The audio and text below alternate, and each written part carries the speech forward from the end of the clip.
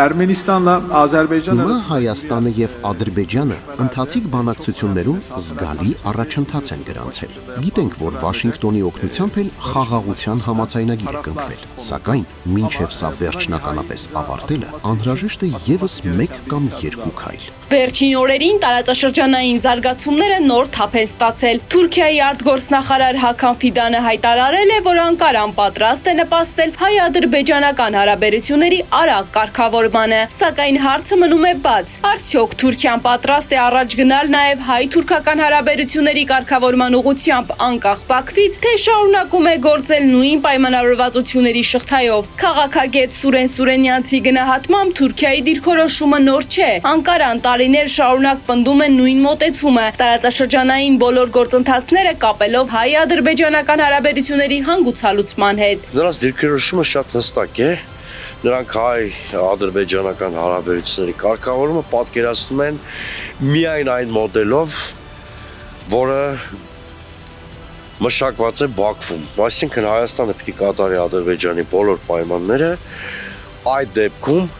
կարգավորված համարվեն հայ-ադրբեջանական հարաբերությունները, որից հետո ձեռնամուխ լինենք ուրեմն հայ-թուրքական հարաբերությունների կարգավորմանը։ Սա է նրանց պատկերացումը։ Այս մոտեցումը փաստացի նշանակում է, որ հայ-ադրբեջանական հարաբերությունների կարգավորումը դիտարկվում է միայն ադրբեջանական պայմանների լիարժեք կատարման դեպքում, սակայն Հայաստանի ներսում այս հարցի շուրջ չկա միանշանակ մոտեցում։ ԱԺ նախագահ Ալեն Սիմոնյանը փաստացի հակադարձում է վարչապետ Փաշինյանին, հայտարարելով, որ հենց Ադրբեջանն է խոչընդոտում հայ-թուրքական գործընթացին։ Այս ենքան ակնհայտ է, որ նույնիսկ Ալեն Սիմոնյանը հայտարարություն արեց այդ մասին, որ Թուրքիան դարձել է Ադրբեջանի կապրիզների պատանդը։ Հիմա բառացի չեմ ասում հայտարարությունը, բայց իմաստը դա էր։ Դա իդեպ ճշմարտություն է դա, որովհետև Թուրքիան երբեք չի անի որևէ քայլ, որը լարվածություն կառաջացնի Ադրբեջանի հետ իր հարաբերություններում, սա ֆիքսենք որպես սկզբունք։ Այլ խնդիր է, որ Ալեն Սիմոնյանն իր հայտարարությամբ շատ ծանր վիճակի մեջ դրեց Նիկոլ Փաշինյանին, որովհետև եթե Հայաստանի եւ Ադրբեջանի միջև կա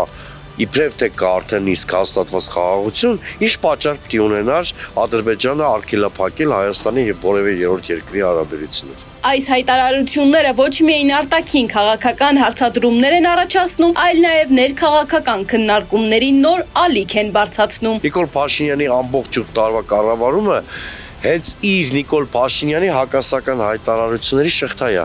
Օրինակ 2 տարի առաջ նա ասում էր, որ եթե միջնորդներ չլինեն, խաղաղության պայմանագիրը 6 ժամվա կյանքել չի ունենա։ Իսկ հիմա այդ նույն Նիկոլ Փաշինյանը ասում է մենք առանց արտաքին աջակցությամբ դի հարևանների հետ լեզու գտնենք։ Սուրեն Սուրենյանցը հայ-ադրբեջանական խաղաղությունը համարում են նախընտրական զինադադար, քանի որ նրա գնահատմամբ խաղաղություն առանց ստորագրված պայմանագրի, առանց օկուպացված տարածքների դեօկուպացիայի, առանց ռազմագերիների ազատ արձակման չի կարող լինել։